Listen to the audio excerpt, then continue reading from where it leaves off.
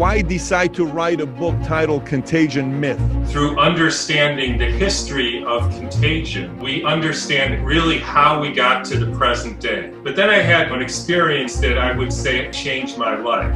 What are your thoughts with COVID and coronavirus? Are you someone that trusts taking a vaccine, or there's no way in the world you're going to touch a vaccine? All of the tests are meaningless. All of the numbers are meaningless. There is no possible way that COVID-19 is caused by this coronavirus. How do I get sick? I can't give my germ to somebody else. Is that kind of what you're saying? No, that is not what I'm saying. What it proves is you can't give sickness to somebody else. A little bit complicated, but I'm trying to up my intelligence, so keep going. If you look at a cookbook from 1920, butter, lard, and eggs. Nobody had heart attacks. I want to live a long time, Dr. Tom, okay? What foods do you absolutely avoid? If it has a label, don't eat it.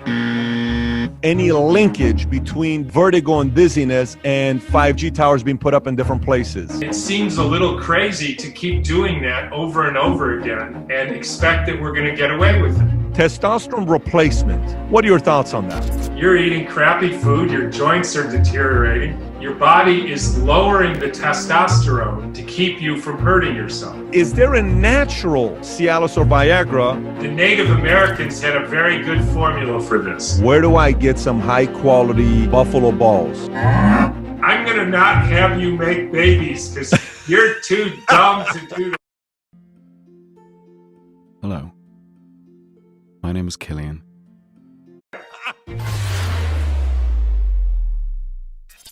So my guest today is Dr. Tom Cowan, who he's written many different books in the past before, but he's got a new one coming out as well. In the past, he wrote a book called Human Heart and the Cosmic Heart. He also wrote Vaccine Autoimmunity, also Cancer and the New Biology of Water, and a new book that's coming out called Contagion Myth.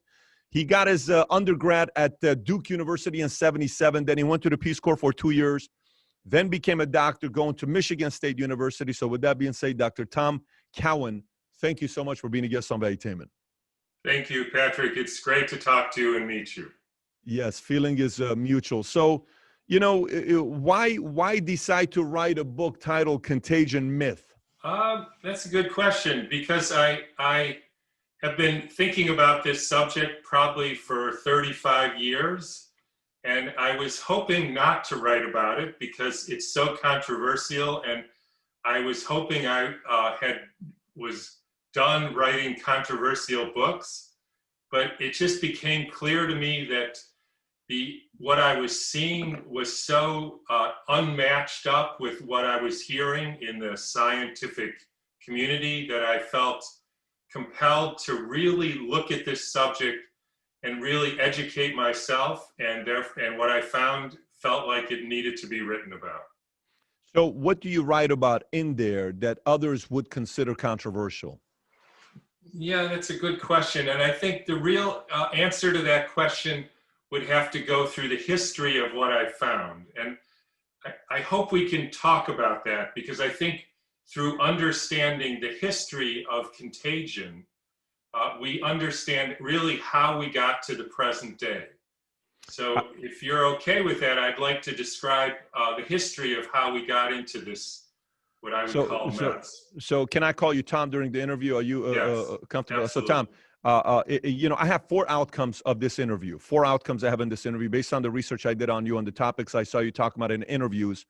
One is heart, and the reason why I want to talk to you about heart, you've spoken about that a lot, and for someone who's in business and it's a very, very high pressure type of a situation, you always hear about stress and pressure linked to heart. So I'd be curious to know what your thoughts are on that, since you've written about it and spoken about it. That doesn't have to be the first one. I'd like to talk to you about the germ theory and what we've been told over our lives, you know, how we get germs, whether it's respiratory or coughing, and be careful. And you have different point of view on that. So I'd want to hear that as well. And then vaccine and obviously contagion myth, and some of them have to do with each other. So I think it's probably very helpful for the viewer to get an idea about the 35 years of research that you were talking about that got you to where you are today to want to write that book, Contagion Myth. So if you'd like to take the lead on that, that'd be great. So as far as my background, so I go to Duke, and I had the feeling that I should be a doctor, but sort of didn't like the whole idea. I didn't like a lot of things that I saw. And so when I graduated there, my idea was to try to do anything I could besides being a doctor. So I joined the Peace Corps and taught gardening. And interestingly, and I often say I may be the only person on earth who can say this, I'm living in a mud hut in Swaziland, and I was given the books about Weston Price and Rudolf Steiner and what they thought about nutrition and basically medicine. And it's as if a light went off to me saying the kind of doctor I didn't want to be was not the only kind of doctor there was. And that there were people who were linking food to health, and there were people linking other ways of doing medicine and other ways of seeing the human being, which I had no idea about. So then I go to medical school, and I wanted to be a family doctor. I joined a family practice residency. And then I was already, interested in natural healing and food, and I knew something about vaccines. But then I had, an experience that I would say in a way changed my life, which is about 2 months into my first year residency, I was in a clinic, and there was a child at their second DPT shot was severely injured to the point where I don't think they survived. And that was shocking to all of us, because it was very clear the baby was perfectly fine when he went in, and then had this severe brain injury, which was to the DPT shot, which was actually happening a fair amount at the time. And I said to myself, I did not go into medicine to hurt babies. But really what I saw was that really disturbed me, besides the fact that we had just hurt a baby, was that the doctors essentially lied to the parents and said there was no way this could be a vaccine reaction, even though it was very clear that the package insert, which I showed them, said that this could be a vaccine reaction. The other thing they did, which was equally disturbing to me, is they didn't report this to anybody. And so essentially from a normal statistical point of view, the people who are collecting statistics, this never happened. And then I saw this over and over again, and I started to realize that the reporting system we have and the way we communicate to patients was just really flawed. This, of course, did not endear me to my teachers, and it became very clear after my year in residency, when I got my license, that I just couldn't be part of this, because I refused to vaccinate the children in our clinic. And then I ended up spending the last 37 years with a practice. A lot of it in the first 20 was based on seeing children, basically all of whom were unvaccinated, many of whom got all the typical childhood illnesses. And I essentially was tasked myself with how do I treat these children? Because none of my patients would vaccinate. I wouldn't vaccinate. I probably gave 7 tetanus shots in my entire career, and essentially regret every one of those, because I didn't know what I really needed to know about tetanus. And so I had to learn how to treat these children. What I found and there's very few doctors who have that experience. I mean, that is my background. Now, I can tell you that after 35 years, as far as I know, I never had one bad outcome from a so-called vaccinatable disease. I never lost a child to measles, chickenpox, whooping cough. I saw hundreds, maybe thousands of these, and everybody was fine. And the other thing I saw is very few of my patients actually had chronic disease. So I actually was not very good at treating asthma and eczema and ADD, because none of my patients had them. Now, I did get patients from other practices. They heard Tom is good at treating, chronic disease, and they were all vaccinated children, and they came to me for help with their asthma or eczema or ADD or whatever it was, but they weren't my patients originally. And so what I was seeing was 2 different groups of children. The one who were essentially perfectly healthy. I used to joke that I would sometimes, because I had 3 children at the time too, I would see these children and their parents at the playground, and they would say, "Oh, there's my doctor," and I would think to myself, "Wait a minute, I don't think I've seen this child in 3 years," and we had a good time. How are you? Oh, I'm fine. Playing in the dirt, and that was my experience. Now, I think some people would say, I mean, that's sort of anecdotal, that's not double-blind studies, but I had to learn how to practice medicine in that context. And so I developed a huge repertoire of what works, because I couldn't afford to be doing things that wouldn't work. And again, as far as I know, I've had no bad outcomes. Now I'm retired, so apparently I got through the whole thing, and that's my story. So now let me ask you, while you're going through this, who was your inspiration? Because for me, when I see doctors who eventually get to your position where they look at the data, and the data says over the past 50 years, rates of autoimmunity and chronic disease have exploded. Currently, 1 in 2.5 American children has an allergy. 1 in 11 has asthma. 1 in 13 have severe food allergies, and 1 in 36 are autistic or have autism, right? You have, based on the interviews, I'm not in your world, I'm not a doctor, I'm not practicing, but I've interviewed many in your world, and I've interviewed a lot of people that eventually become, questioning vaccine.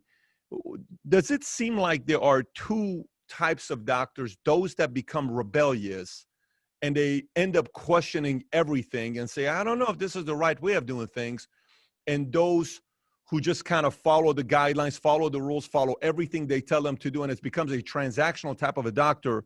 But those who push the envelope a little bit, they tend to have an inspiration. Something inspired them to do that. What was your source of inspiration?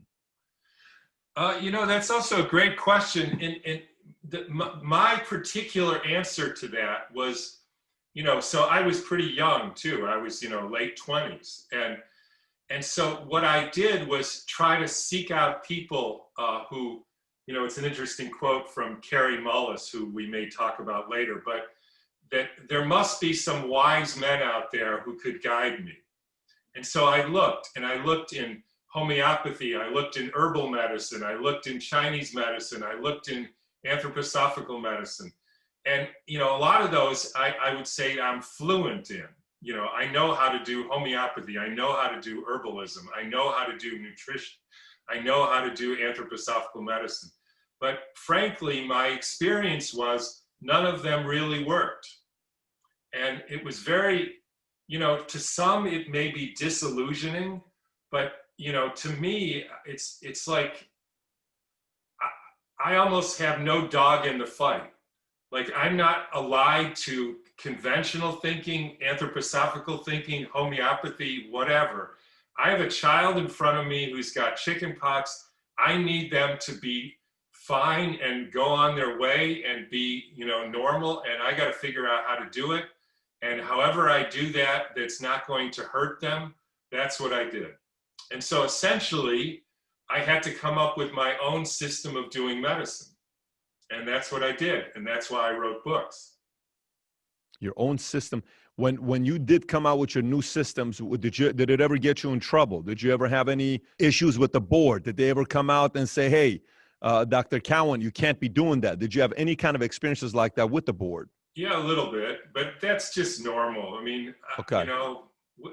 That's just how it goes. So in your world, that's normal. That's not a big deal. No. I mean, that's what happens. Okay, interesting. Keep in mind, not all of us are doctors and have the kind of experience that you have who have studied what you've studied. So for some of us, in the financial industry or in the business industry, you mix things up or you come up with something creative. You have regulators that could come out and say, you can't sell a product like that. You can't say this. I'm curious to know how you are regulated by the guidelines that you have. So now let's go back to the book, Contagion Myth, which I asked you. I said, what was the purpose of writing this book? You said, you kind of need to know my background to know why I wrote this book. Now that we know your background, what was your inspiration to want to write that book? Basically, because I looked through the history of contagion. And if you would permit me, I'd love to share what I found out with your listeners. Please. So what are we talking about here? We're talking about that the normal observation that, a certain person gets sick in a certain way, let's say a cold, or flu and then somebody else in their vicinity or their family or whatever gets sick in the same way. And one says something was passed between the first person and another person. And this is a very normal, clear observation. We've all had it. And in fact, interestingly, it was first described at least 2,000 years ago by the ancient Greeks. They said there's something that's passed between people. We don't know what it is. They thought the spirits or who knows what. They couldn't see anything. And then they thought there must be something contagious. And we go then for about 1,800 years without being able to find the agent. Now, I would point out that this sort of Western science, Western medicine, is not the only stream of thought going on in those 2,000 years, right? There's Chinese medicine, there's probably traditional Iranian medicine, there's Native American medicine, there's Ayurvedic medicine. These are very old, successful medical systems. And what you find is none of them thought diseases were contagious. None of them.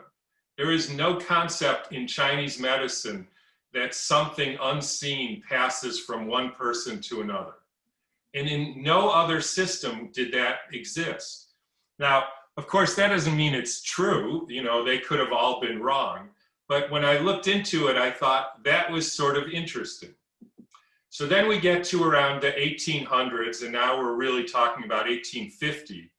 And there was what I call the first eureka moment, right? So we're thinking one person is sick, another person gets sick, there must be something spread. And that observation is what's called epidemiological observation. Now, I just want to point out something here, that this contagion theory was applied to the following disease. There was a bunch of sailors who got sick, and one sailor after another got sick, and their teeth fell out, and then they went into heart failure and died. And this happened in the thousands and thousands of people. And it was usually one ship after another. And for 100 years, they said this must be contagious. And then somebody ate a lime and the whole thing went away because it turns out it was scurvy. And the reason I point that out is epidemiological observations, like this person got sick and then somebody else got sick, is well accepted in medicine. That is not how we prove causation. And you hear this now all the time. Well, a lot of people in one place got sick, so it must be a virus. Well, they blew a bomb off in Hiroshima. A lot of people got sick and nobody thinks that was a virus. Or they'll say, if it spreads from one place to another, that proves it's a virus. So I'm sure you remember Chernobyl. There was a nuclear accident. A lot of people died. It started spreading into Eastern Europe and then Western Europe. A lot of people got sick. And as far as I can tell, that's no evidence that that was a virus. In other words, the idea that a lot of people in Iran or Turkey or Spain or the nursing home or the cruise ship or the whatever got sick, my Aunt Bessie went to a party.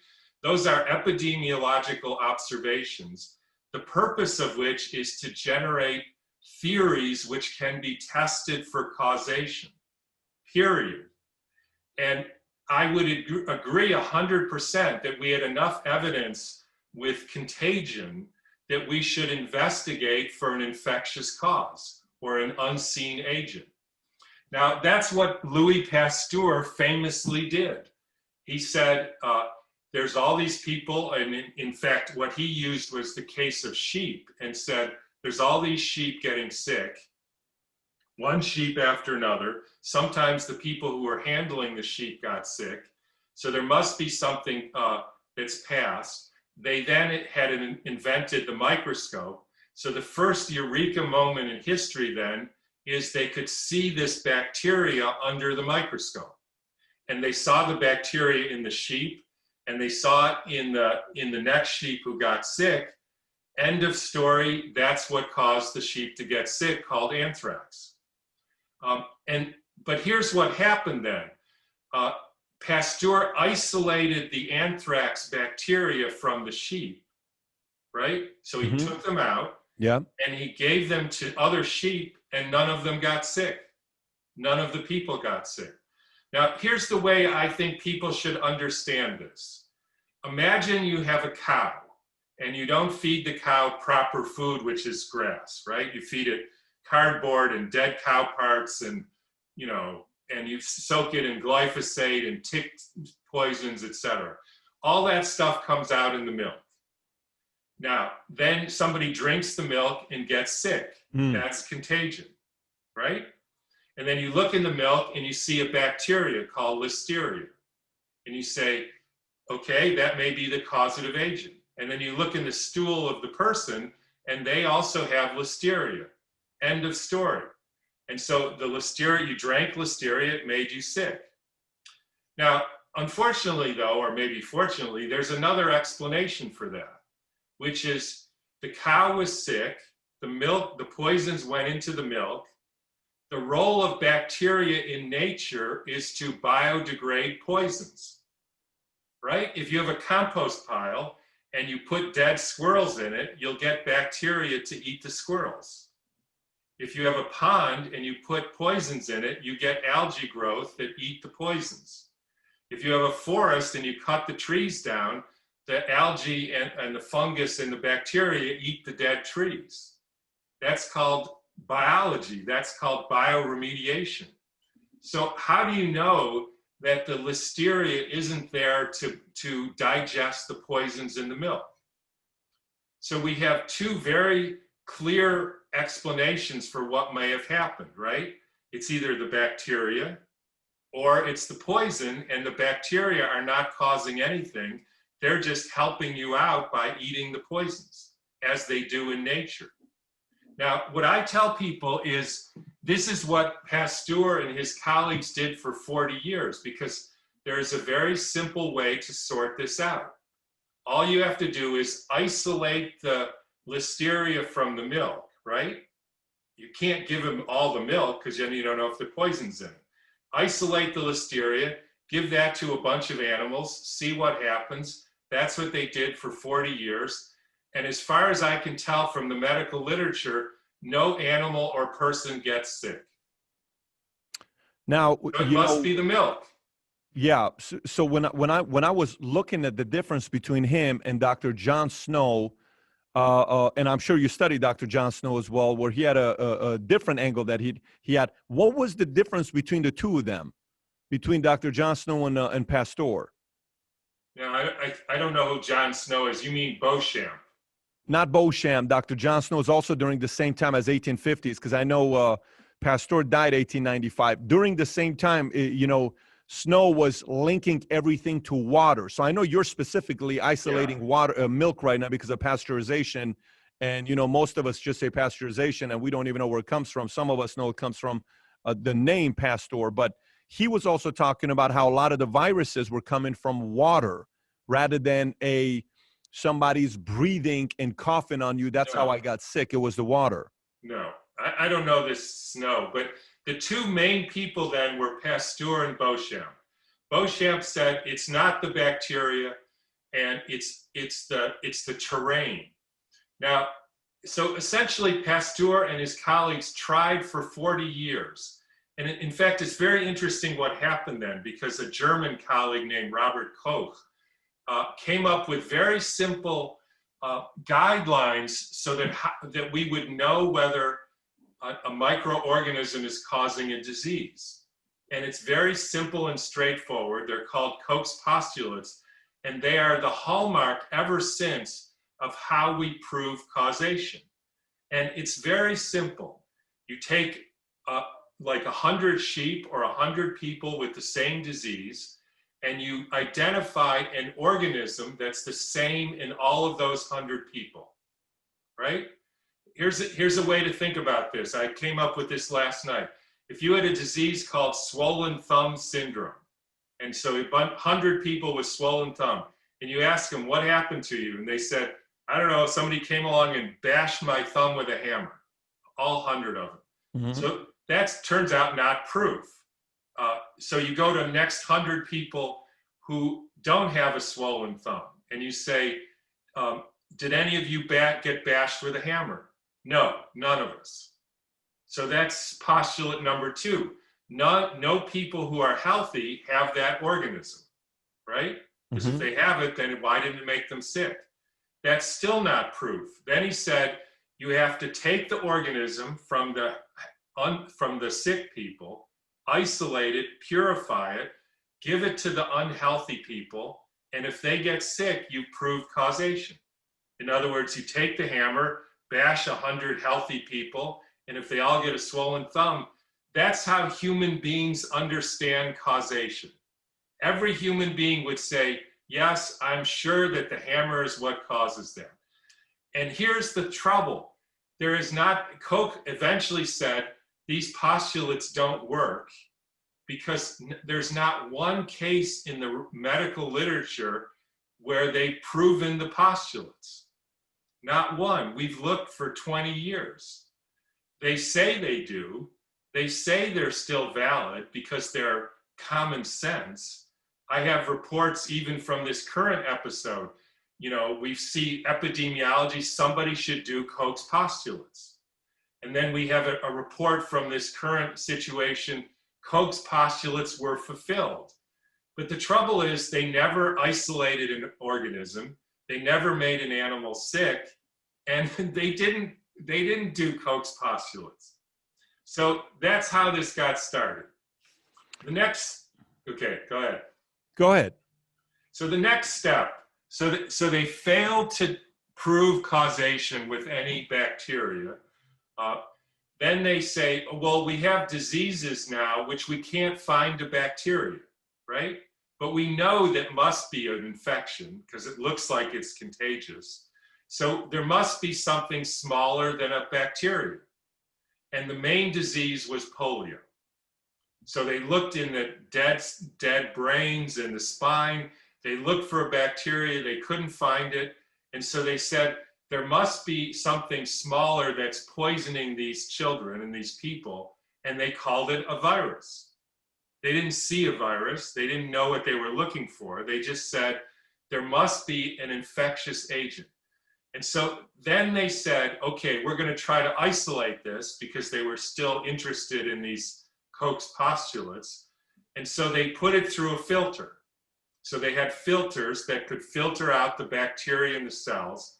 So they took children or people who had died of polio, they ground their brains up, put it through a filter, and then they took many, many different animals and they fed them this filtrate, and none of them got sick.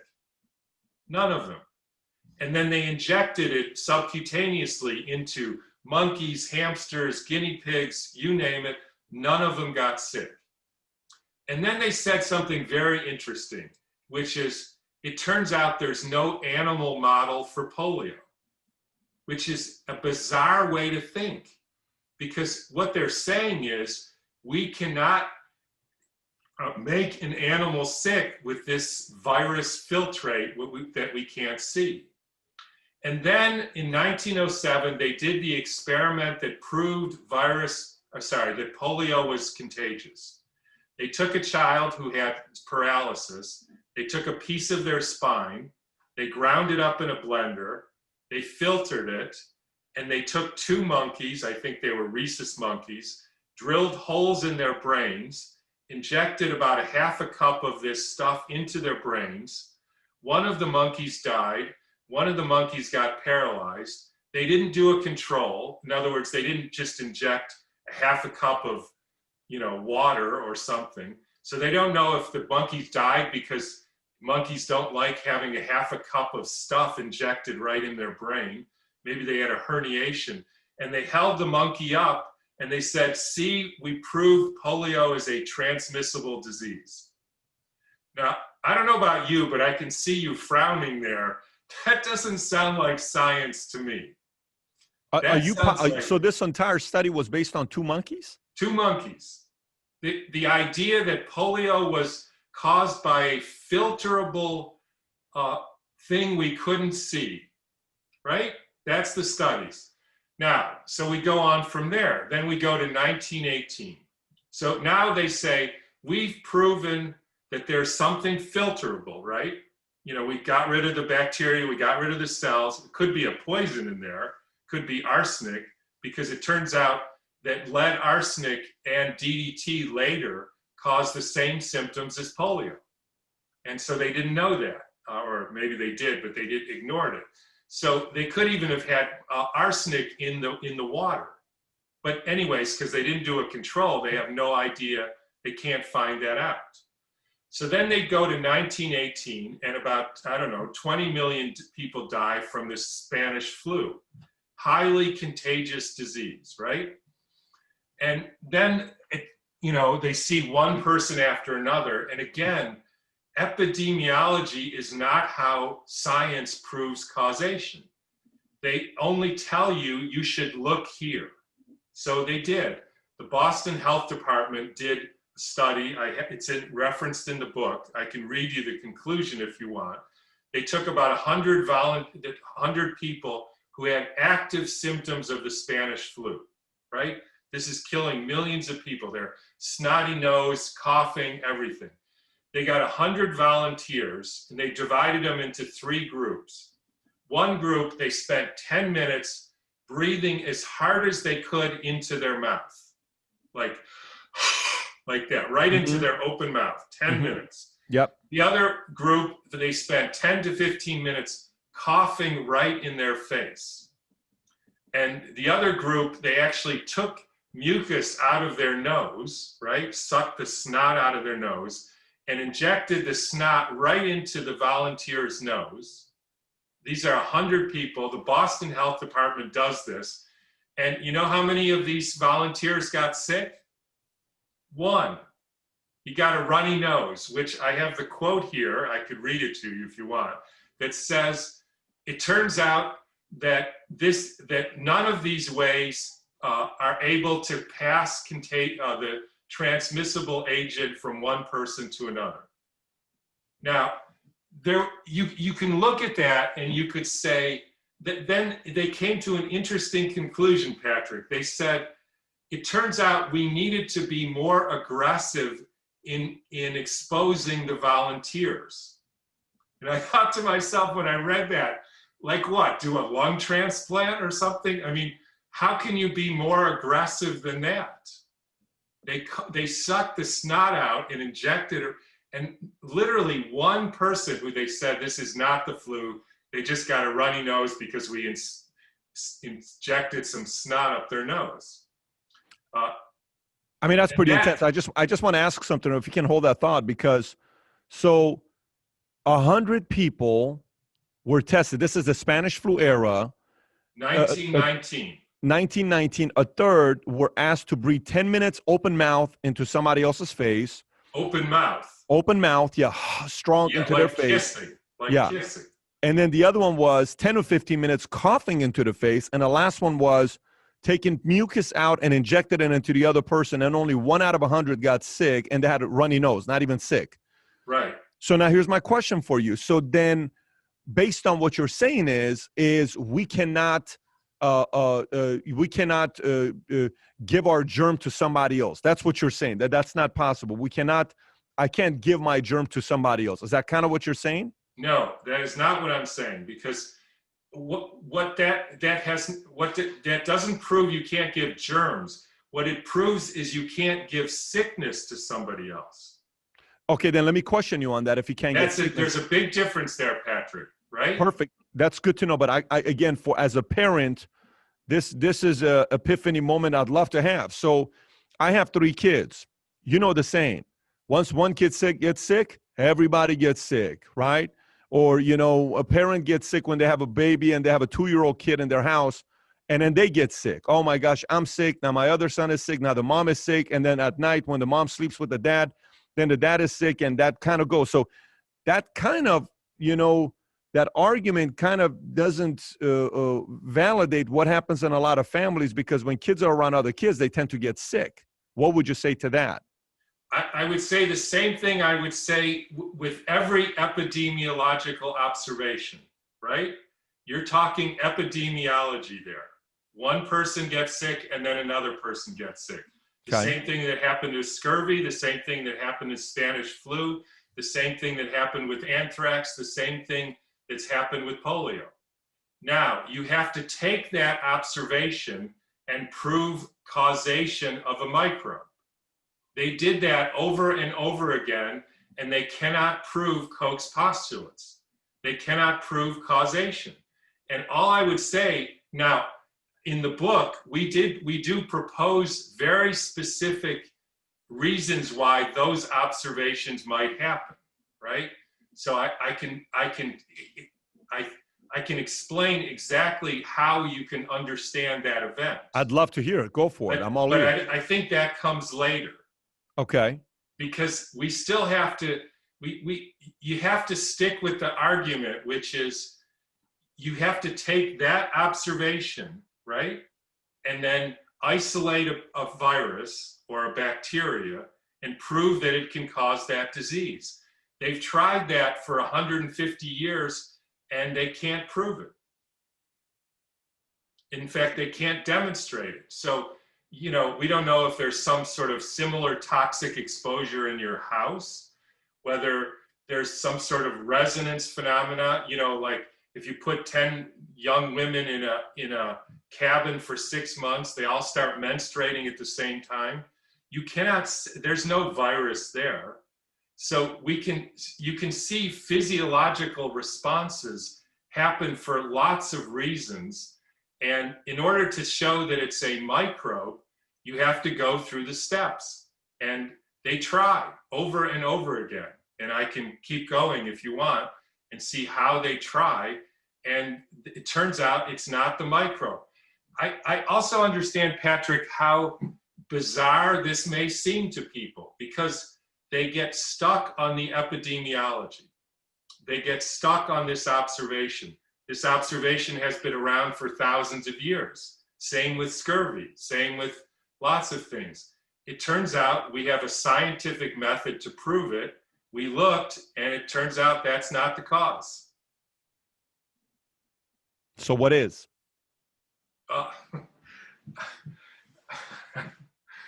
Well, I just said, basically, these phenomena are elimination of toxins. So the trouble is we're skipping ahead here. And I would rather go back and see how the virus theory actually came about. Here's what I'd like to challenge you to do. My challenge to you would be, try to explain it to a 6-year-old to understand who's not in your world and doesn't fully understand all the technical terms. Speak to me as if the average person is listening to this saying, you know what, doc, I really want to learn, but I don't understand how this is even possible if, you know, based on what I've experienced and what I've been told my entire life with visiting doctors, this is what I've seen. So if you can explain that and pack it into fairly a short amount of time to the best of your abilities, I'd love to hear that perspective from you. So here's some facts about what we're calling a cold or a sickness, right? So essentially what happens is you're well, and then you usually get a fever or some other symptom. And then after that, what happens is you get a runny nose or mucus or cough or some sort of snot happens. And then what happens is you're better. And in fact, when we do the studies of what happens, for instance, with a child with chickenpox, right? So child with chickenpox, once they go through those stages, it turns out they're better for life, meaning they have less asthma, they have less eczema, they have less cancer, they have less osteoarthritis, they have less heart disease. All these are clearly in the medical literature. Now, here's another one, and I wrote a whole book on the cancer about this. It turns out that the most reliable way to treat cancer, and this was done with Coley's toxins, and it was done in the 1920s, is if somebody has cancer and they get a fever because they supposedly have an infection, then they have a much better outcome, and some of them are even cured of the cancer. In other words, this process that you're calling getting sick is simply a detoxification reaction. So in other words, you poison somebody with whatever. It could be emotional poison, it could be bad food, it could be toxins in the house, it could be that we're all exposed to glyphosate, it could be that we're all exposed to electromagnetic fields. All of these things distort the gels in our cells, and then the body has to flush them out. It does this through making fever, making mucus. We call that infectious disease. And it turns out it's just a detoxification reaction. And the thing about it is when you treat it like that, you get people who have no bad outcomes and are better for life. That's what's happening. Now, there's something even very interesting about this, because we now know from very clear scientific studies that if you poison a cell or a tissue, it breaks down into little packages of genetic material, which are called exosomes, as a method of detoxification. In other words, it's similar to how a tree does. If you have a beetles eating a tree, they send out signals to tell all the other trees that there's been something happening that's noxious in their area. And then the other trees make a defensive response.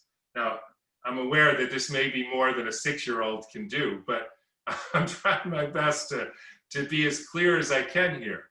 So what's happening then is one child starts the process, and then they send out this signal to the other children, and even maybe the parents: you should make a defensive detoxification reaction. Unfortunately, we misinterpret that as sickness. We even misinterpret that the body makes these detoxification packages that are called exosomes, which are mistaken for viruses. And they're not contagious, they're not infectious. They're how the body communicates what's happened and detoxifies. So can I ask you simple questions, okay? Sure. And simple answers. Let's see if we can pull this off. So, Doc, how do I get sick? Do I get sick through respiratory?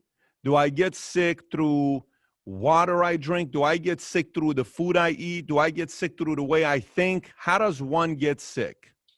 There's basically 4 mechanisms of getting sick. 1, injuries, right? You fall off a cliff and break your leg, that's a kind of sickness. Number 2, starvation. That's like scurvy, that's like beriberi, that's like pellagra.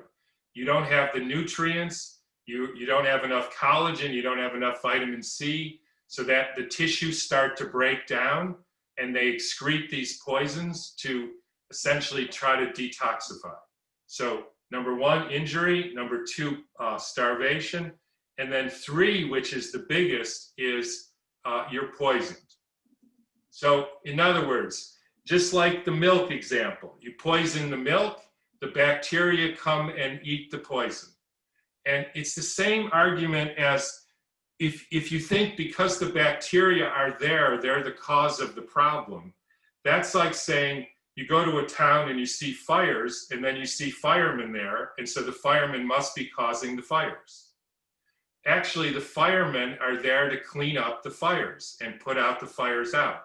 The bacteria are there to biodegrade dead and dying tissue. So why is it dead and dying? Because it's been poisoned. With what? I mean, you want me to, each of us have 120 carcinogenic chemicals in our blood and urine, and all mother's milk does. We're exposed to electromagnetic fields, which we have 1,200 studies that show that they do harm. Glyphosate is in the air pollution, cyanide. There's lots of ways people are poisoned. And the final one is we have emotional toxicity or poisoning, or I sometimes say the way we think. Because if you think in this way that the world is out to get you, that instead of this, the world is a cooperative venture, that's really the model that I'm trying to bring here. The world is a cooperative venture. It's not this survival of the fittest model that was just a construct. Once you see it like that, that's the terrain theory. That's I have a healthy terrain and I'm resistant to sickness. So 4 ways we get sick: injuries, starvation, which is scurvy, beriberi. This is when you're not getting enough nutrients, collagen. 3 is poison, similar to the story of the milk. And 4th one is emotional toxicity. The world is not out there to get you. It's a collaborative effort. And if you look at the world in a different way, you won't get sick. So if I were to ask you, when's the last time you got sick? Patrick, let me just interrupt for a minute, because when you look at if you permit me, when you look at how we prove viruses are contagious or are pathogenic, that's not contagious. Let me change that word. So how does a modern virologist prove a virus is contagious? Let me go through the steps. So you take somebody who's sick, like your child with chickenpox, right? And you take some of the mucus from that child, and then you centrifuge it, which is not purification, right? So you have all kinds of cells and stuff in there, and you don't have a pure virus. And then you take that tissue and you take that stuff, right, the mucus, and you inoculate that on a tissue, like a monkey kidney cell, or a fetal skin cell, or an immortalized lung cancer cell, right? You take that unpurified stuff and you inoculate it on a tissue and see whether it grows and kills the tissue. You with me? Sure. Now it doesn't. And that was the problem of virology. So they figured out that they had to starve the tissue and poison it with antibiotics and oxidizing agents, and only then would the so-called virus kill the tissue. And that's how they prove that the viruses kill the tissue. And then they get this material from the breakdown of the tissue, and they say, see, the virus killed the tissue. And the reason I say that is because it's the exact same model as how we get sick. They starve and poison the tissue, just like we're starved and poisoned, and then we break down and create these particles, which are unfortunately called contagious viruses. So what was your point of going where you just went right now when I was explaining the 4 reasons why you stated to me why people get sick? Why did you go there? I'm curious. I went there because there's this interesting correlation between how virologists prove viral causation and the exact correlation with my theory, my proposal, with how human beings and animals get sick. Starvation and poison. That's how they make viruses kill cells. So when's the last time you got sick? I don't remember. You don't remember? I don't remember. Like it's been decades? Well, not decades, years. Okay. So you don't get sick? I got sick every once in a while. Interesting. And when you do get sick, are you the kind that's curious to find out how you got sick, or very rarely do you find out why you got sick? It's very difficult in any one particular person to find out what the starvation or poisoning or inciting event was. Now, but that's what I spent my career trying to find out what happened to people. Okay, so let's transition. Let's transition to a different topic here, and I hope all the doctors that listen to you, they probably learned. The rest of us, we may be lost right now. We were trying to track with you, but your level of the level you're explaining this stuff, I'm trying to get the viewers to understand to the simplest possible way. Let's talk about something we all deal with. Okay, let's talk about something that we all deal with, and maybe this will be a different angle we can take. Heart. We are told heart is genetics. It comes from your mom and dad.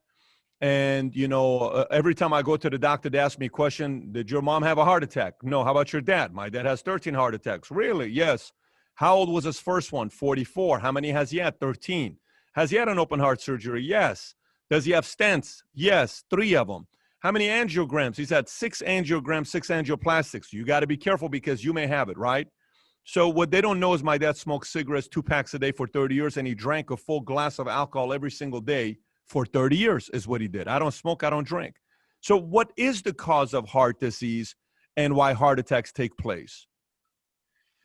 So, you know, we're going to have to go back. Just remember 6th grade. 6th grade. Simplify it for us. All right, I'll try my best, Patrick. First of all, we have to base every answer I give. I want it to be based on fact, right? Observations and fact. So fact number one, in 1920 in this country, there was almost no heart disease. Everybody acknowledges that. In fact, there's an interesting story that a guy invented the EKG at Harvard Medical School, offered it to the Harvard faculty, and they said, there's no use for this, there's no heart disease in this country. And whenever traditional indigenous people are studied, they have no evidence of heart disease. They have no evidence of dying of heart attacks. Now, I don't know about your concept of genetics, but we're talking 2 or 3 generations ago, we went from almost nobody having heart attacks. And by the way, if you look at a cookbook from 1920 and you say, what were the healthiest foods that people should eat? It was very clear: butter, lard, and eggs, and cream.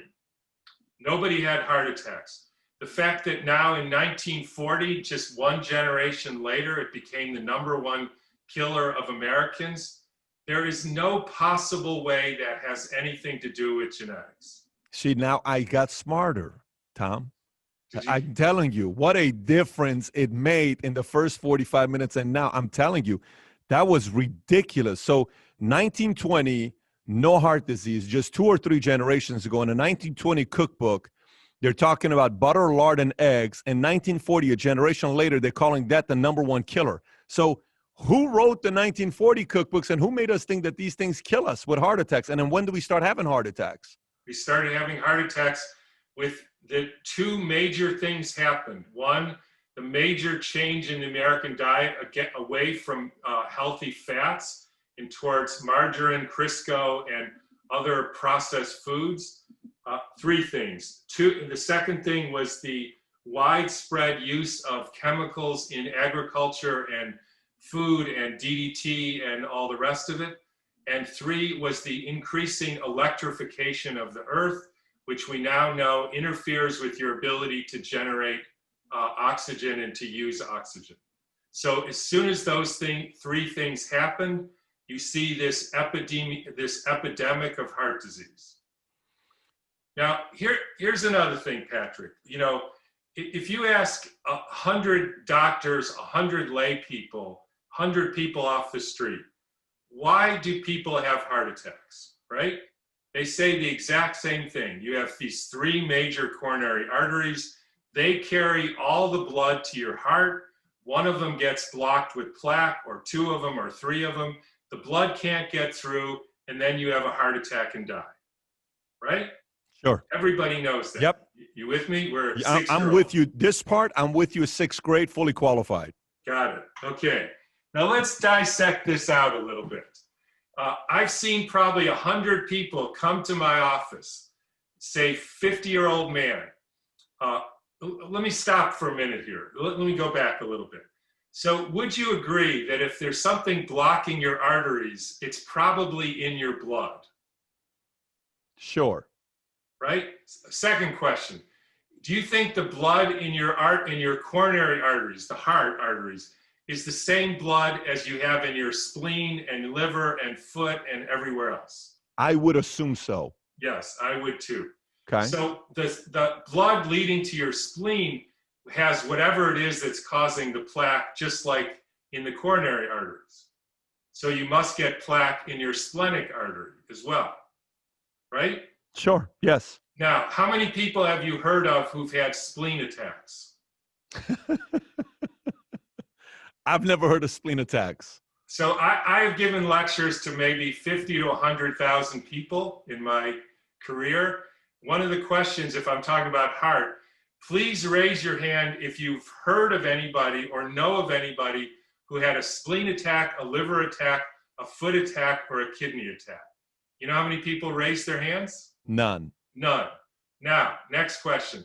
How many of you know somebody personally or in the news who had a heart attack? Plenty. 100%. Sure. How come? Same arteries, same blood, same plaque. How come? Next question. Guy comes to me. I've seen this probably 50 times, maybe 100 times, because I wrote a book about the heart. I have a medicine Yeah. for the heart. People come to me, 50-year-old guy. Doc, I walked up a hill. I felt a little pressure in my chest. I went to the doctor. He said, oh, you might have heart disease. We got to check your arteries, does an angiogram, says you have a 95% blockage. Usually they go like this. And if you block anymore, you're going to die of a heart attack, right? I've heard that 100 times. Let's think about this for a minute. We're told that all the blood to your heart goes through those 3 arteries, right? Sure. That's why they unblock them. You, not you, but the guy who came to me, The you 50-year-old. have 5% blood flow through your artery. Okay. How did you walk up that hill? Next question. You mean if you, not you, but that guy, you block from 5% to 3%, that's going to kill you? I don't believe it. 5% is no blood flow. 3%, 5%, exactly the same. There is no evidence that that makes any difference at all. Next thing, there was the biggest study ever done on people who died of heart attacks. They did it with autopsies. A guy named Giorgio Baroldi. What year was this? What? What year was it? 2000 something. So this is recent. It's not a 20s or 40s. It's a recent No, one. this is Okay. 2010, 13, Okay. 12, Got it. I don't know. If you want to read the entire book, if you're a glutton for scientific punishment, go to heartattacknew.com. At the bottom, there's a print version. Baroldi prints the whole version, does autopsies 50 years on people who die of heart attacks. He says 41% of them have a blocked artery. And of that blockage, 50% come after the heart attack, not before. So if you do the math, that means that 80% of the heart attacks have no evidence of any blockage in the artery leading to that part of the heart. None. Now, when I wrote the book, I pointed that out and said, what is the reason why these other 80% die? And in fact, if you look at the studies of stents and bypasses, right? So these are mechanisms or strategies to clear out the arteries. If it was just a blockage, it should work. Every single one of them, the conclusion is there's no evidence that having a stent makes you live longer or not have a second heart attack. And then in October 2018, in the Lancet, for the first time, they did a blinded study of stents, right? So they took, I don't know how many, I think 70 people who had a single vessel blockage, right? Half of them, they put a stent in. The other half, they put a catheter in. They told them they put a stent in, but didn't. And they assessed them 8 weeks later. They had the exact same amount of chest pain. So now in the headlines of the article was stents proven useless. Now, it's therefore proven that stents don't prevent further heart attacks. They don't make you live longer, and they don't help you have less chest pain. And so it's very difficult to say, so what is the benefit? And I can't think of any. And in the article, they said, there must be something else that is causing people to have heart attacks. And essentially then the European Heart Association redid their typology of heart disease and said 60 to 80% of people who have heart disease, signs and symptoms, have no evidence of any plaque buildup. So essentially the whole plaque thing, at most it has to do with 20%. And the fact of the matter is most of the blood flow to our heart doesn't come from these arteries anyways.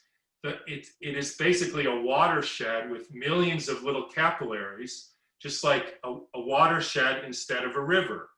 And when you have disease in how you generate energy, then you have a heart attack.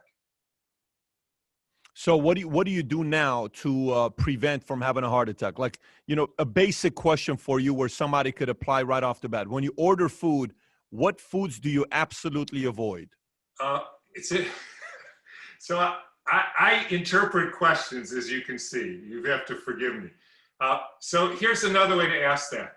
Tom, should I read labels? Right? That's another way to ask that. Sure. Tom's answer, no. If it has a label, don't eat it. If it In has other a words, label, don't eat it. In other words, you go to the store or you go to a market or you go to a tree and you see that's an apple. You don't need a label. That's a fish. Or here's another way to say that. We know that the people in 1920 didn't have heart attacks.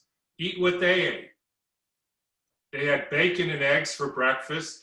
The bacon was on pasture-raised pigs, because if you keep a pig in confinement, it will become toxic, and then it will, quote, get infected, just But like that's I helpful said right there. What you just said is helpful. Pasture-raised pigs. Right. Right. Pasture-raised pigs, cows that are on pasture, so Okay. that they have all the healthy nutrients, and then freshly ground wheat that you bake into sourdough bread, and vegetables from your garden. And if it has a label, don't eat it. And I didn't say don't eat processed food, because like making bacon is processed food, or eating sauerkraut. And here's another thing, Patrick. If you go back to your traditional Iranian diet from 2 generations ago, number one, they didn't have heart disease. Number two, they probably lived long, healthy lives. And number three, they ate exactly what I described. I think I'm going to move into that forest right behind you and learn how to hunt and just live there. That's why I forget about this business stuff. I don't know what I'm putting myself through, Doc. I might just go and live in the forest, learn how to hunt, live like they lived before, and live a couple hundred years. You don't have to do that. All you have to do is go get Nourishing Traditions and get my heart book and follow the guidelines. Fair enough. So we'll do that, and we'll put the link below. Also, we'll put the link below to the article you asked for, you suggested with the gentleman on the bottom of that website. We'll put that link below as well. That was very helpful. Here's the next question for you. Recently, a lot of my friends, wives specifically, are telling me they're having a lot of vertigo and they're getting dizzy, okay? And this isn't just one or two. I'm talking like these are close friends of mine. They're all executives and successful business people. And they're saying, I'm getting vertigo. I'm getting dizzy. I've never had vertigo. I don't know why I'm getting dizzy. Then they go to the doctor and the doctor tells them, hold your head, the whole exercise, what you need to do and do this and do that. And one of them went to another doctor in Idaho, I believe. And the doctor came back and said, there's a couple things that's going on. It's called electrosensitivity. I'm sure you've heard of electrosensitivity.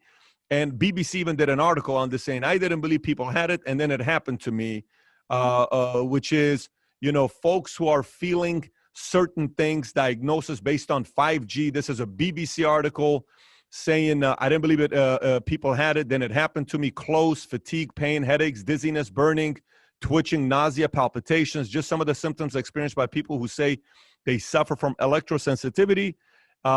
These are most self-diagnosed, years of, anyways, on the bottom it says the World Health Organization says electrosensitivity is not a medical diagnosis, and both the World Health Organization and Public Health England say there's no scientific basis that these symptoms are linked to electromagnetic field exposure such as 5G.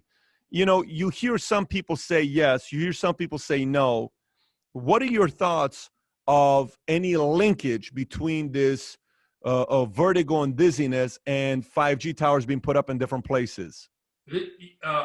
Vertigo and dizziness has been a symptom of electromagnetic field poisoning for at least 120 years. Every time there's an increase in the electrical activity on the Earth, millions of people get vertigo, dizziness, lightheadedness, and there's a very clear reason for that, which basically goes into the water, which I think is probably going to be too technical, but it basically destructures the water. We have very clear evidence of this, and that creates the experience of altered electrical activity, because after all, we're electrical beings. And anybody who says, oh, there's no evidence that we're electrical beings, I just say, have you ever heard of an EKG or an EEG? These are measuring electrical wavelengths in your brain and your heart. And you can also demonstrate that you can have abnormal electrical activity by an EEG with exposure to cell phones. You can do a mitigation device, and so you can mitigate that, and the abnormal electrical activity will go away, and the vertigo and dizziness will be gone. The World Health Organization is wrong. There's approximately 1,200 peer-reviewed studies in the literature documenting the health consequence of exposure to electromagnetic fields. Doc, anybody who says otherwise is simply not aware of the science. Two questions for you. One, what is a mitigation device that you said could prevent that from happening? There's a number of them. There's one system called biogeometry, and there's another system that uses scalar waves, which basically, you know, the problem with electromagnetic fields, if I could put it in context, please, is humans evolved to experience and utilize the electromagnetic energy of the sun and the moon and the earth and plants and rocks and minerals and water and every living thing. That is the energy of life. And it's all in this pattern that's very sort of chaotic. It's not one wavelength over and over and over again. In fact, if you do a measurement of the sun, you get no pulsations. It's just a continuous sheet of a variety of electromagnetic fields. I don't know if this is too complicated, but. A little bit complicated, but I'm trying to up my intelligence, so keep going. Okay, so that's normal. And then you say, I want to use a frequency to have an effect, like a radio. So I don't want all of these frequencies. I just want 98.6. So one frequency, and so you get a frequency, boop, boop, boop, boop, boop. And you make it intense so that somebody can pick it up with a receiver. Now, the problem is that's functional, and then we have sound called a radio or a radar or millimeter waves or wireless devices. They all work on these very consistent high intensity frequencies. The problem is they're toxic to the tissues, all of them, because this is not something that human beings or any living thing has ever been exposed to. And so it creates a defensive response, which is to change the electrical activity. Hence, you experience that as vertigo and dizziness. That's an electrical activity. The nerves are electrical devices, so to speak. So you poison the electrical mechanism of a human being, and then your experience of that is vertigo. Now, so that's the problem. But what's the solution? Well, the solution, there's one of two. One is don't do that, right? If we're meant to live with non-pulsating high-intensity frequency waves, then it seems a little crazy to keep doing that over and over again and expect that we're going to get away with it. So that's one solution. Unfortunately, or fortunately, depending on how you look at it, people don't like that solution. Sure. They don't want to do that. So there are people who are looking at creating interference patterns, or this actually works through the water in your tissues. So if you strengthen the water, it will be more resistant to that. That's the terrain. If you allow these fields to poison the water, they break down, the bacteria eat it, they excrete viruses, and then you think you have an infection. So I don't want to get into naming a product here, because I'm not here to sell products. No, you don't need to name a product, but what I'm asking you is, are there products for people to use who are dealing with vertigo and dizziness due to electrosensitivities? And if yes, is that something that's over the counter that I can find? Yes. Okay. Is there something they call it? Not even a brand. Is there something they call it, or no? Well, one method, it's a method, is biogeometry. That's one method. Okay. And another is to use scalar waves. Now, Scalar waves. Okay. there's Well, I mean, different, it's basically just putting an interference pattern into your surrounding atmosphere. if somebody searches those two things, can they find it out for themselves? If this is a map, because the people that are calling me, this is really bothering them a lot. If they wanted to do research, is this something easily to be found? The biogeometry and the scalar waves. Yes, but again, Patrick, I'm not going to get into endorsing products here. I'm not saying that. All I'm asking you is, if I go research it, is it easy for me to find it, to go use some of the process that's out there? Is it easy to find for myself? Yes, but you may end up getting something that doesn't work. Because there's scalar waves, and then there's people who really know how to do it. Just like everything in the world. There's apples, and then there's really good apples. And there's meat, and there's really good meat. And is there a way to differentiate between the BS and the real product to use, or whatever waves it is to use? So here I'm going to get a little self-serving. And so people have to understand that I have spent 35 to 40 years researching this and using it with my thousands of patients to see what works, because I can't afford to use things that don't work, right? That's my career. Okay. So we wrote about them in the book. Okay. All right. Then which book is it in, by the way? Is it the Contagion Myth? Contagion Myth, which is coming out September 29th. Okay. As long as it's in there, there's nothing wrong with putting a plug into your book, by the way. That's good to go. Okay, that was very helpful. Let's go to the next topic. This was actually very helpful. Next topic, stem cells. Okay, what you're seeing happening a lot is a lot of people are starting to talk about stem cells. And what I mean by, I live in Dallas, okay? Somebody has a back problem, somebody has knee problems, joints, shoulder. They'll tell you, go get stem cell shots, and 35 million stem cells or whatever these procedures cost, between $10,000 to $40,000, depending on what kind of stem cell. Is it your own? Is it somebody else? Is it from bone marrow? Is it, how much research have you done on stem cells, and how much credence or credibility do you give to the fact that these stem cell shots can really help somebody heal and even feel younger? So I am not an expert on stem cells, so I really don't even want to comment on that. But one of the reasons is because I think that the whole conception of what osteoarthritis or joint disease is incorrect. And so for me, there was essentially no reason to need to use stem cells.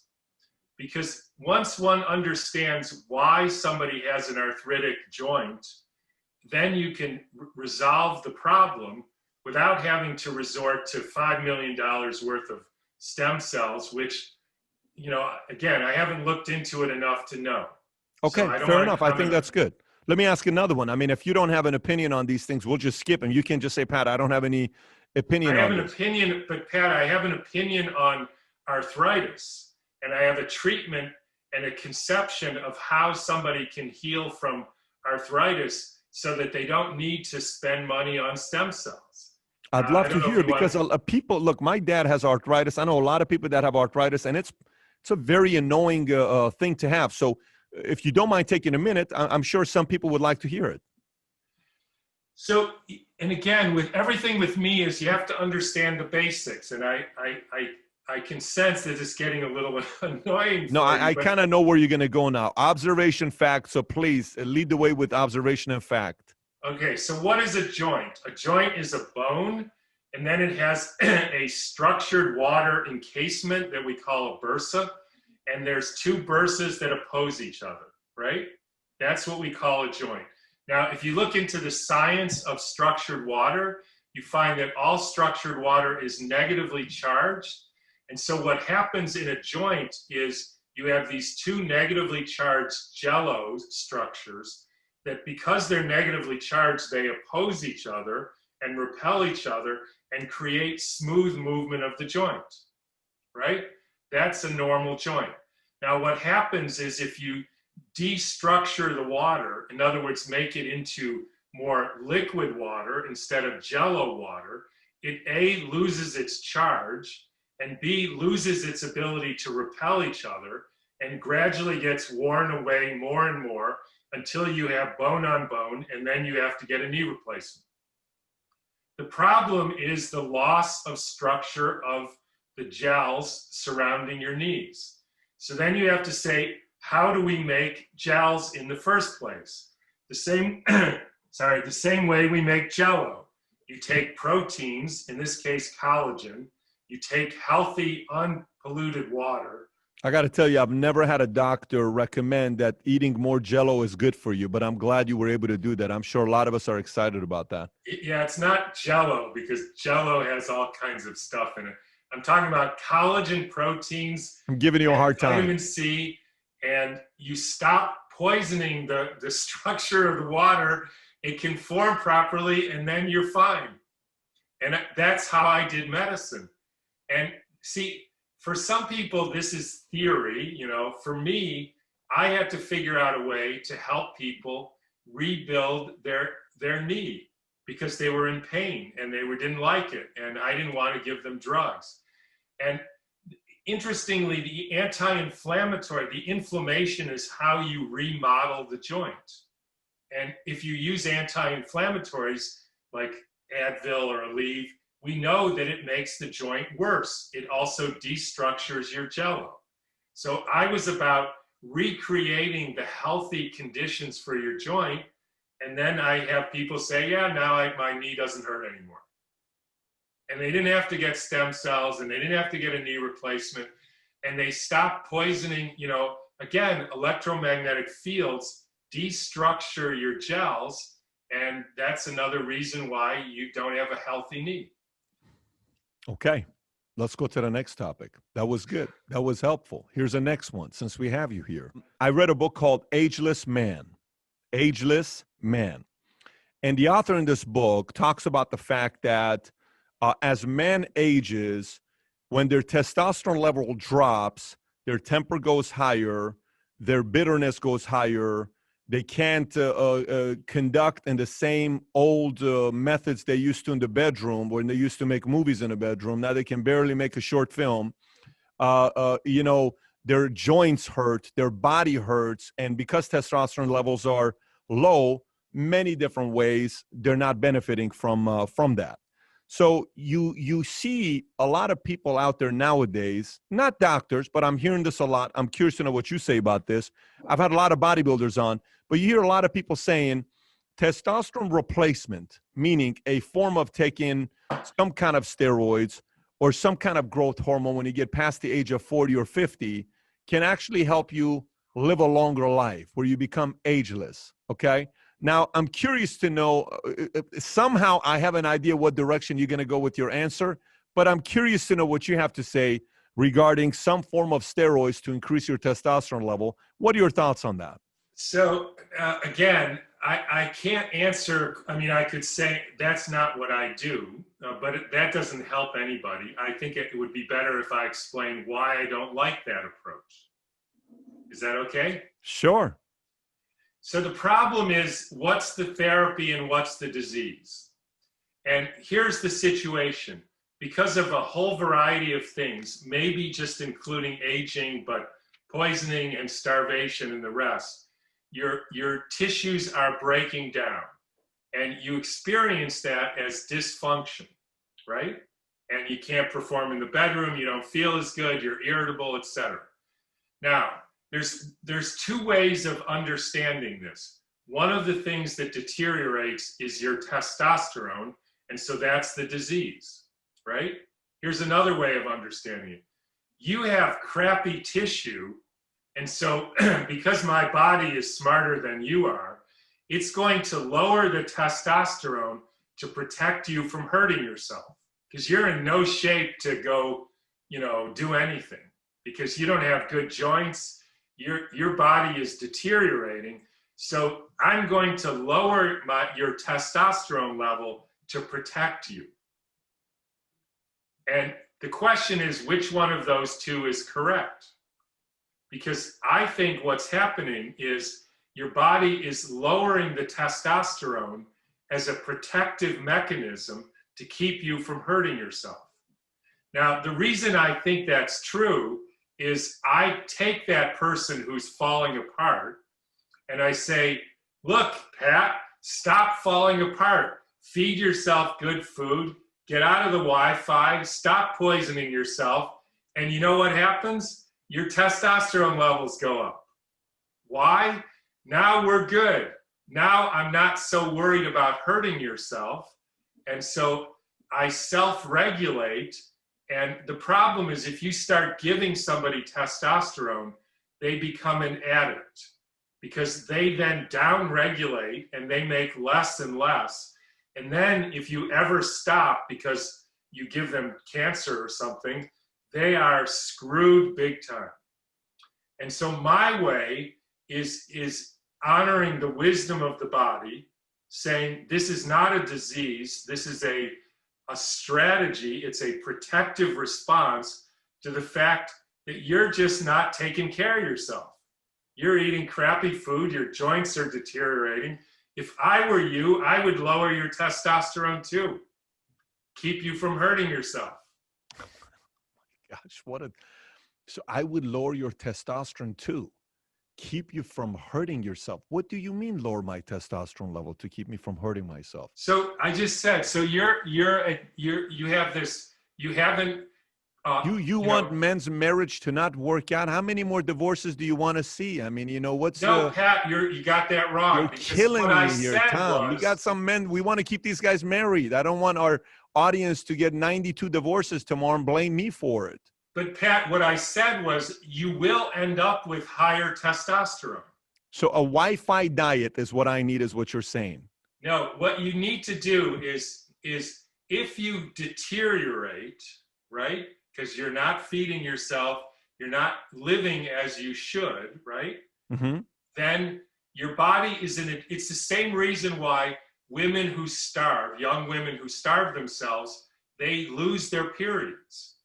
That's not a disease, that's protecting them from getting pregnant because they don't have the nourishment and the health to carry a healthy baby. Very interesting analogy, so yes. If you're a sick guy because you're not, eating right and living right, yeah, you lower your hormone levels. Now, I didn't say to keep lowering them. I said, if you nourish yourself, your body will naturally raise the testosterone level, and then you will have a healthy marriage and a healthy life and all those things you said. So you can't blame me for the divorce because I gave you a very specific way of raising it without doing anything except working with how your body actually functions. Okay, fine. Okay, let's go a little deeper on this topic, but in a different angle. So I think it's fair to say that I'm never going to see about you winning Mr. Olympia bodybuilding champion. Is that a fair assessment? Wait, say that again? Is it fair to say that you will never win a bodybuilding contest? Is that a fair assessment? Correct. Okay, yes. I just want to make sure. I want to go based on facts and observations is what I want to do.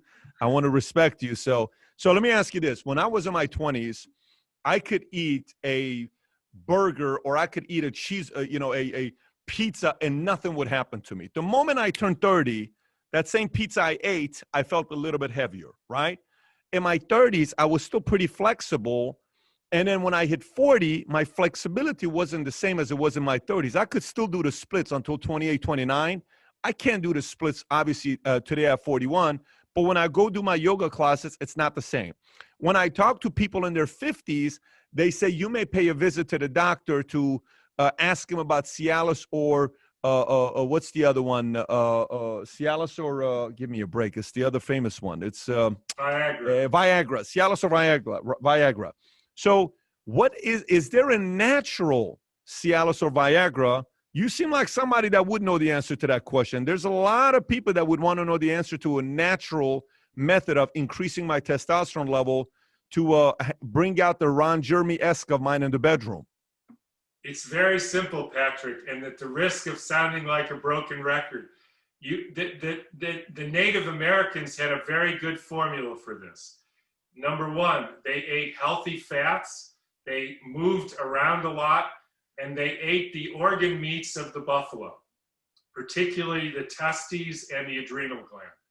And the problem is the lowering of your sex drive, the lowering of your libido is your body saying, Pat, if you're going to poison yourself and starve yourself your whole life, I'm going to not have you make babies because you're too dumb to do that.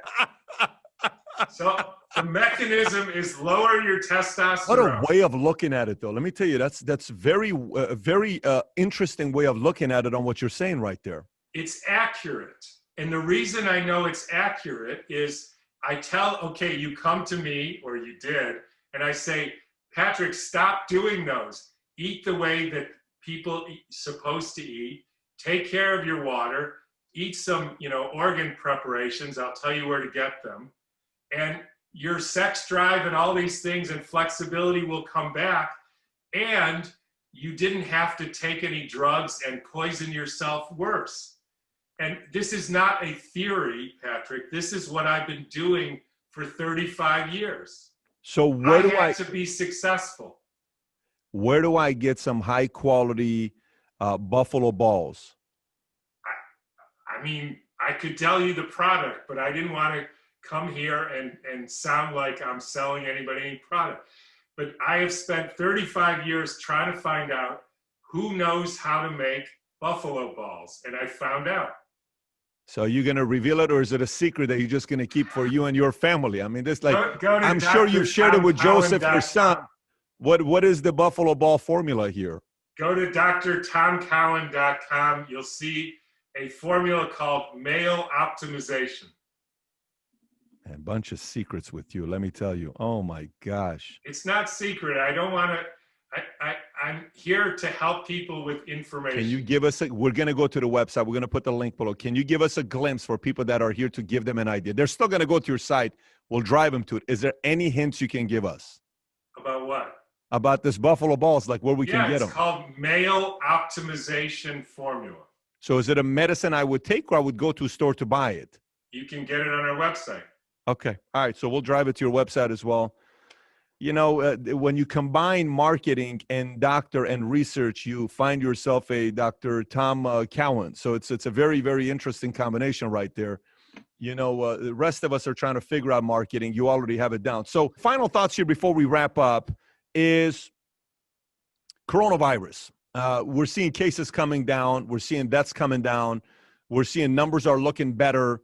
We're seeing election year that's coming up, and a lot of people are right now talking about vaccines, and President Trump is talking about how he's shooting to have a vaccine available by November 1st. You're seeing some people that are not confident about it. They're not comfortable about it. We haven't yet talked anything about COVID. What are your thoughts with COVID and coronavirus, what's taking place there? And when the vaccine does come out, are you someone that trusts taking a vaccine, or there's no way in the world you're going to touch a vaccine? So given that we're basically at the end of our time, for me to get into the whole coronavirus thing now, I think would be a little bit out of context. Let me just say that we wrote a whole book about this, and we go through the science of whether there's evidence that COVID-19 is caused by coronavirus. All I will say is we present the evidence in the book that there is no possible way that COVID-19 is caused by this coronavirus. All of the tests are meaningless. All of the numbers are meaningless. Any vaccine for a coronavirus can't possibly be true or valid, because until it's proven that COVID-19 is caused by this virus, which it hasn't been, and I know that for a fact, and anybody who wants to go into the details should read our book, The Contagion Myth. So all these questions are essentially moot about cases. There's no test that shows, reliably whether there's a case or not. And I don't expect anybody to believe that. All I want them to do is look at the evidence. We lay out the evidence in the book, and I think the evidence will stand for itself. I think that's a good way to wrap up the interview. We're going to put the link below to your latest book that's coming out September 29, 2020. Depending on when you watch it, you can go in the description and order the book for yourself. Dr. Tom Cowan, thank you so much for your time. I've enjoyed it. We started off in the interview at the beginning extremely technical. We went then speaking to sixth graders, and then we finished speaking to 6-year-olds, and then we finished speaking to 50-year-olds. So I think we've covered it all. We've spoken to educated people, business people, salespeople, younger people, everybody. Someone's going to get something out of this interview. And again, thank you for making the time to be a guest on Valuetainment. All right, Patrick, take care. It was good to meet you and talk to you. Likewise. Thank you. So we have a lot of different types of guests, but this doctor had a different approach to the way he viewed heart disease, germs, I mean, even ED that we talked about, testosterone, stem cells. Was very interesting. Curious to know what you took away from it. If you want to comment below, if you enjoyed this interview and never seen the debate that I had between Alan Dershowitz and Robert Kennedy Jr. over the topic of vaccines, click over here to watch that. And if you've not subscribed to the channel, please do so. Thanks for watching, everyone.